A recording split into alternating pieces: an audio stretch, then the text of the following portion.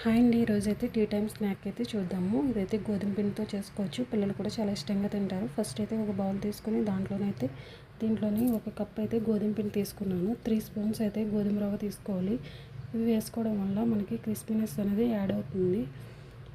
ఇవి వేసుకున్న తర్వాత కొంచెం వామ్ అనేది వేసుకోవాలి. ఒక అర స్పూన్ వామ్ అనేది వేసుకుంటున్నాను ఒక కప్కి. వామ్ వేసుకున్న తర్వాత దీంట్లోని కొంచెం ఉప్పు, కారం కూడా యాడ్ చేసుకోవాలి. మీకు తగినంత యాడ్ చేసుకోండి. ఒకసారి వీటన్నిటిని బాగా కలుపుకోవాలి. ఇవి బాగా కలిసేటట్టు. తర్వాత అయితే దీనికైతే పావు కప్పు ఆయిల్ అనేది వేసుకోవాలండి. క్రిస్పీనెస్ కోసం మనకి క్రిస్పీగా వస్తాయి. తర్వాత వేసుకొని ఒకసారి బాగా కలుపుకోవాలి. ఈ విధంగాని ఆయిల్ అంతా పిండికి పట్టేటట్టు బాగా కలుపుకోవాలండి. 1 నిమిషం పాటు కలుపుకున్న తర్వాత ఈ విధంగా పిండి అయితే మనకి పొడి పొడిలాడుతూ వస్తుంది. ఇలా ముద్ద చేస్తే ముద్ద అవ్వాలన్నమాట పిండి అనేది. ఇప్పుడైతే ఇలా కలుపుకున్న తర్వాత ఇప్పుడు మనం దీంట్లోనే తగినంత వాటర్ కొద్దిగా యాడ్ చేసుకుంటూ దీన్ని చపాతీ పిండిలాగా కలుపుకొని పక్కన పెట్టుకోవాలండి ఒక 10 నిమిషాల పాటు.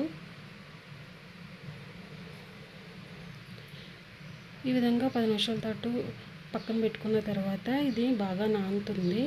ఆ తర్వాత అయితే మనం దీన్ని చిన్న ఉండల కింద చేసి మనం బాగా పల్చగా అనేది ఒత్తుకోవాలి. చపాతీ కన్నా పల్చగాని ఇలా ఒత్తుకున్న తర్వాత వీటిని అయితే ఇలాగ సన్నగా కట్ చేసుకోవాలి.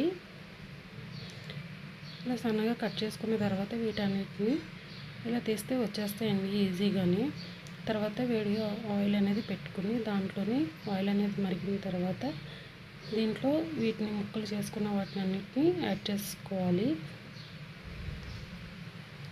ఇవి బాగా ఫ్రై అవ్వాలండి. సిమ్లో పెట్టుకుని ఫ్రై చేసుకోండి. అంతే అండి, చాలా సింపుల్గా చేసేసుకోవచ్చు. ఈవినింగ్ స్నాక్స్ కింద కూడా చాలా బాగుంటాయి. పిల్లలు కూడా చాలా ఇష్టంగా తింటారు. మీకు వీడియో నచ్చినట్లయితే ఒక చిన్న లైక్ చేయండి.